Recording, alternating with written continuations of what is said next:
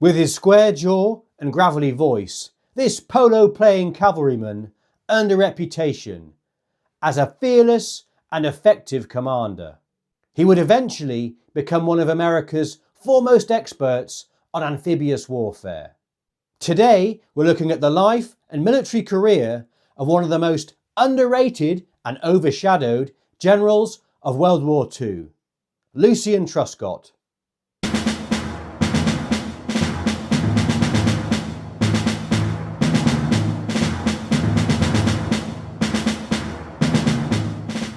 Lucian King Truscott Jr. was born in Chatfield, Texas in 1895. As a child, he would move around a lot with his family, alternating between rural Texas and Oklahoma. This was due to his father, who was a doctor, being addicted to opioids. Every few years, his father would have to uproot his practice when the local community discovered his habit. The cycle would continue and they would move from place to place. As a young child, Truscott would accidentally swallow carbolic acid that was left in his father's office or surgery, and for the remainder of his life would have a gruff, gravelly voice.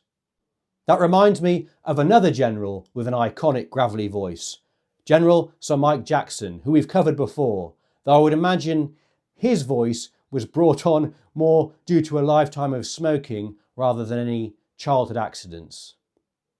In 1901, when Truscott was aged around 6 years old, he was in Oklahoma, and he first came into contact with the US cavalry.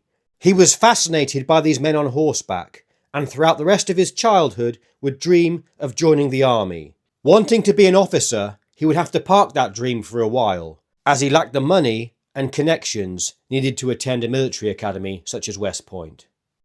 Interesting factoid, but apparently nowadays, Oklahoma, in the town of Beaver, hosts the annual cow chip throwing contest. I think cow chip, the British translation would be cowpat. Anyway, back to Truscott. Whilst in Oklahoma, at the age of 16 and lying about his age, the young Truscott began working as a teacher in order to support his family. When the US Army rapidly expanded in 1917, Truscott finally saw his opportunity to enlist. With unrest on the Mexican border and anticipating possible war in Europe, the United States introduced a short commissioning process for the army, allowing officer candidates to apply almost by the back door. Seeing his chance, reportedly, Truscott would falsely claim to be a high school graduate who had completed time at further education. With his application accepted, Truscott would then go on to join the cavalry, and would spend World War I stationed along the Mexican border in Arizona with the 17th Cavalry Regiment. He would gain practical experience, going out on patrols and dealing with troop administration. By the end of World War I, Truscott on the Mexican border was a seasoned soldier, but he still lacked combat experience. In the post-war environment, when the military was shrinking, he wanted to stay and continue a career in the army, and was relieved when he was assigned to garrison duty in Hawaii rather than being demobbed. With limited connections and means, polo would be crucial for Truscott's progression, networking with the likes of George Patton and other influential figures. Truscott would be known as being an aggressive and dynamic player, just like Patton, and he would join the Army polo team. Seemingly, both men would have a proclivity for potty-mouth profanity on the polo pitch, although Truscott would be much more measured and diplomatic than Patton off-pitch. You'll have to excuse my effing and jeffing here, feels like I'm doing the Patton video again, but Truscott would later say, "Polo games and wars aren't won by gentlemen. They're won by men who can be first-class sons of bitches when they have to be. It's as simple as that. No son of a bitch, no commander." And here's an interesting little side fact. Polo apparently was first introduced to America by English Texans in the 1870s. There you go. During the interwar period, Truscott served in a variety of cavalry and staff assignments, including duty at Fort Riley, where he served as an instructor at the cavalry school, and at Fort Leavenworth's Command and General Staff School. In 1940, he would be promoted to the rank of Lieutenant Colonel. And during manoeuvres and exercises, such as in Louisiana, he would impress a then Colonel Eisenhower, who saw Truscott as a quiet achiever. Eisenhower would later say of Truscott, "Truscott is the quiet, forceful, enthusiastic type that subordinates instinctively follow." When war broke out in early 1942, Truscott was selected by Marshall to go to the UK on a fact-finding mission to understand combined operations. Furthermore, Marshall was curious about these newfangled British commandos and whether their way of warfare could be applied to the United States Army. Marshall, therefore, needed a point man to go over to England, check out these commandos, and decide yes or no whether the Yanks should incorporate them into their own forces. Initially, Truscott wasn't picked to go by Marshall, as he considered him too old and that he hadn't performed so great during his interview. Perhaps he had an off day. It can happen to all of us. Eisenhower would intervene and persuade Marshall to change his mind and select Truscott for the role. Interestingly, Truscott's polo experience would help him, as the British Combined Arms Commandos were headed by Lord Mountbatten, who was a polo fanatic. At Mountbatten's headquarters, Truscott would learn as much as he could from the Brits. He would initially be sent over as a colonel, but later promoted to brigadier general.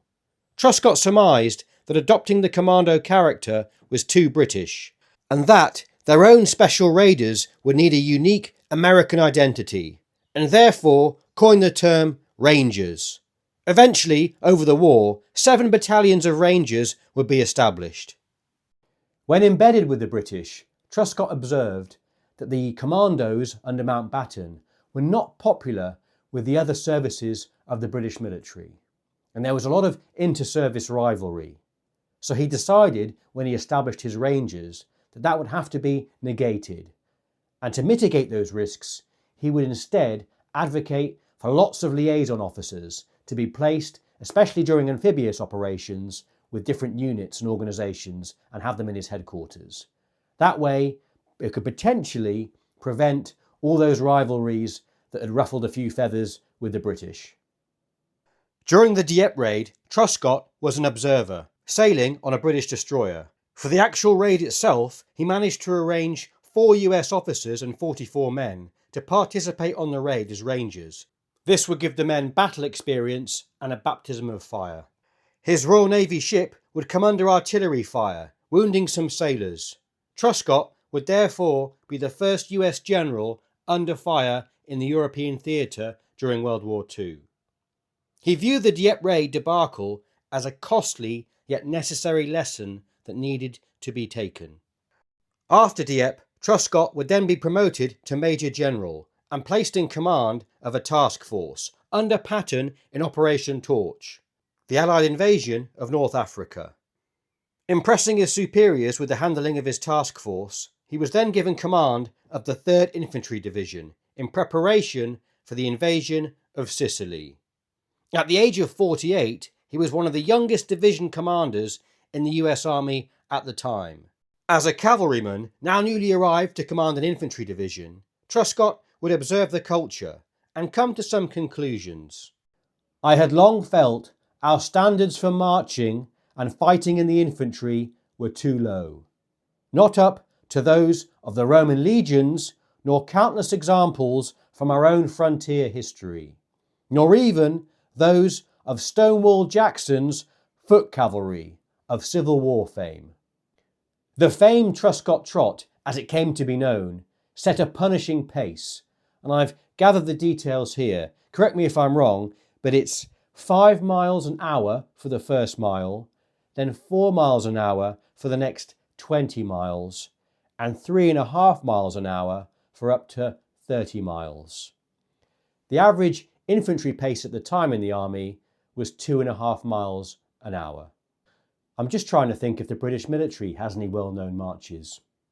The fan dance, I guess, for the SAS, the Royal Marines Yomp, the 5 miler of death for the RAF Reg, and for the Royal Navy, The Matlow Shuffle? Truscott would mould the 3rd Infantry Division into his own vision and was known as a very tough trainer, bringing his men up to a very high standard. Using his combined ops and commando experience, he would believe in hard, realistic training, frequent rehearsals, and insisted putting the division through the newly established Amphibious Warfare Training Centre in North Africa. His division would be one of the best trained and motivated divisions in the army. He would preach to his men, "Be aggressive, be tough. When you strike the enemy, aim to kill and destroy. Take your objective at all costs. Give the enemy no pause. Destroy him." His men would soon be confident in his leadership, and he would even pick the divisional march, the dog-faced soldier. Under the command of Patton, as part of the 7th Army, his division would be known for covering ground quickly. Truscott, however, was no yes man, and would push back when Patton demanded that he capture Messina ahead of Monty. Truscott and his corps commander, Omar Bradley, viewed the advance as reckless, and Patton chasing glory above his command. Truscott would request an extra day's preparation from his corps commander, Omar Bradley, who saw no issue with it. However, when Patton found out, he blew his top, and he phoned Truscott to essentially give him a bollocking. And then, when that wasn't enough, he stormed into Truscott's headquarters and said, "What's wrong with you, Truscott? Are you afraid to fight?" To which the general replied to Patton, "General, that's insulting and ridiculous. You know we'll do it." Truscott would later have a drink and smooth things over with Patton. Throughout his career, Truscott would always be an admirer of Patton, but was also confident enough not to succumb to his bombastic personality or pressure. Years later, he would recall, "I enjoyed serving under Patton. He was very fair." Patton was equally impressed by Truscott's performance, and he stated in his efficiency report, "I know of no other Major General who has more efficiently performed as a divisional commander." Out of 155 general officers, Patton would rate Truscott 5th. With the Sicily campaign a success, after briefly absorbing reinforcements, Truscott's division would press on to campaign on the Italian mainland. The 3rd Infantry was placed in 6th Corps, under the command of Major General John Lucas. The 6th Corps was part of the 5th Army, commanded by Lieutenant General Mark Clark. Although Truscott got on with Patton and also Major General Lucas, he would not have the same relationship with Mark Clark. Truscott was known as a quiet professional commander, deeply concerned with his troops, in sharp contrast to Mark Clark, whom many officers viewed as image-conscious and overly focused on publicity. Truscott opposed Clark's decision to drive on Rome rather than cut off the retreating German 10th Army. And during offensives, Truscott would argue with Clark for more equipment or preparation time, which Clark would perceive as irritating rather than just getting on with orders. Truscott, however, would take the view that if anything could be done to improve his men's performance and save lives, he wanted it, and although he would recognise many of Clark's good qualities, he would see him as ultimately a vainglorious publicity hound. Although Mark Clark and Truscott didn't see eye to eye on many things, Clark would recognise Truscott's abilities and described him as a quiet, competent and courageous officer with great battle experience. At Anzio, Truscott reluctantly would be ordered by Clark to take command of 6th Corps from Lucas, who the British and Clark had lost faith in his leadership.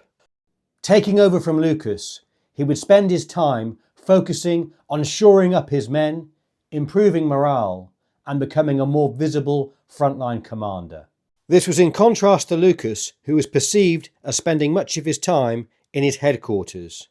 Truscott would also work on building a relationship with the British, embedding a British staff officer in order to gain their trust. Truscott would also ensure that his headquarters was above ground, as to give the impression that he was sharing the men's dangers and not being a dugout Doug, inverted commas.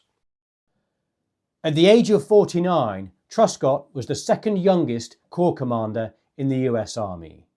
Following Anzio, Truscott would continue to command 6th Corps, fighting up the Italian peninsula or boot. Later, in Operation Dragoon, Truscott would successfully land his 6th Corps in southern France in August 1944 and maul the German 19th Army. Although only having 3 divisions, he was forced to let the remainder of the German army escape due to operational limitations. In September, he was promoted to Lieutenant General and placed in command of the 15th Army, which was essentially a training and administrative unit that was set up in Belgium. He wasn't too happy with this role, and later, to add insult to injury, some might say, he found himself reluctantly being transferred back to Italy, this time to replace Mark Clark as head of the 5th Army, but he would still be serving under Clark, who had now been promoted. Truscott led the 5th Army of around 200,000 men through the harsh winter of 1944-45 in the mountains of Italy, before commanding the successful Allied Spring Offensive that destroyed German forces in Italy. As Truscott's successes mounted, Clark would seemingly warm to Truscott even more, knowing that each victory enhanced his reputation and gave him ample time for more publicity, which Truscott shunned. Happy that Truscott was publicity shy, this allowed Clark to look good. After the war in Europe finished, at Natarno American Military Cemetery in May, Truscott would make a poignant and moving speech where he turned his back on VIPs and dignitaries and spoke to the dead. Facing the graves, he apologised to the men for their deaths, questioned the glory of war, and assumed personal responsibility. After World War II, Truscott held senior occupation roles in Europe. In 1945, he became commander of US forces in Austria, overseeing post-war administration and reconstruction. He later served as chairman of the American delegation to the Allied Commission in Austria. In 1948, Truscott retired from the army after more than 30 years of service. Soon afterwards, he was recruited by the CIA, where he worked in senior covert operations and advisory roles during the early Cold War. Much of his intelligence work remained classified for years. In 1954, the US Congress promoted officers who served above their rank during the wars. And this included Truscott, who was an army commander. So therefore, on the retired list, he was promoted or advanced to general. His medals are Distinguished Service Cross. This was reportedly awarded for heroic action leading from the front in July 1943 in Sicily. Truscott repeatedly exposed himself to intense enemy fire and inspired his men to continue their assault. Army Distinguished Service Medal with 2 oak leaf clusters, i.e. awarded 3 times. This was for command during North Africa and the Italian campaigns. Navy Distinguished Service Medal, awarded likely for his successful amphibious operations and close liaison with the Navy. Legion of Merit. Purple Heart. In January 1944, he was wounded in the leg by an enemy shell fragment, though remained on duty after being treated by medics. For his campaign or service medals, I would assume an Army of Occupation Medal for his time in Austria, World War II Victory Medal, European, African, Middle Eastern Campaign Medal with 2 silver stars, American Defence Service Medal, and finally World War I Victory Medal. There could be other medals he's entitled to, as I've not seen an actual picture of his final ribbons or medal rack. Eisenhower would later rate Truscott as the second best US Army commander after Patton. Truscott was definitely a pioneer in testing combat training methods and instrumental in making the 3rd Infantry Division a standout unit. He also successfully commanded at multiple levels, from regimental combat teams to an army, and seemed to consistently improve with each promotion and new position. Truscott was essentially an efficient, effective, quiet, unassuming leader who just got on with the job, led from the front, and didn't blow his own trumpet, so to speak. I guess operating in theatres like North Africa and Italy and Sicily, with characters like Mark Clark and George Patton, who are always desperately clamouring for the limelight, Truscott was never really going to get his fair share of the headlines, and perhaps not ultimately the recognition that he deserved. For deeper research into the man, there are books out there such as Glyn Harper's Quite a Talent for Fighting, which is worth a read. Thanks for watching. I hope you found some value from this, and I'll see you in the next one.